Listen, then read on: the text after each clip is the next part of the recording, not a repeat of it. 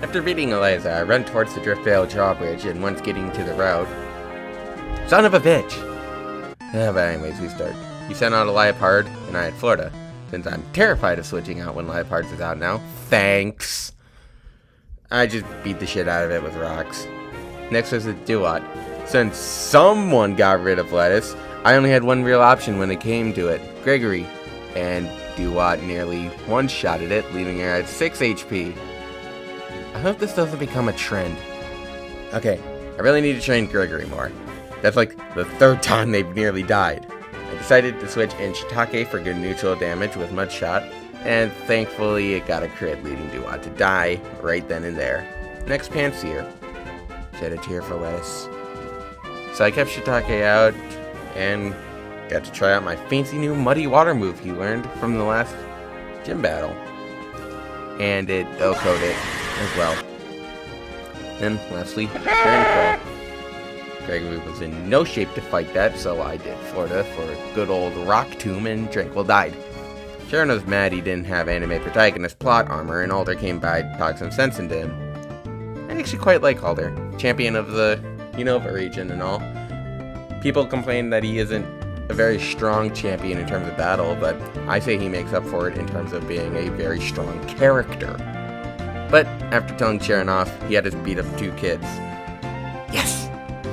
After that was over, Eliza finally lowered the bridge, and now we're off. Since I knew you could get a ducklet here, I decided just to get one so I had it as a backup. After catching it, I realized I didn't know what to name it. I looked to my left and decided to name it the first thing I see.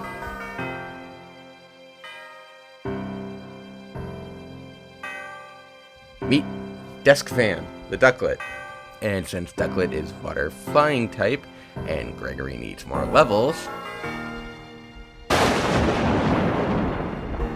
when I eventually arrive in Driftvale City, but really, when I got there, Clay, the gym leader, comes up to me and Sharon and begins talking about how we let some Plasma members escape. He won't let us challenge the gym until we recapture them, so we're forced to go and find them.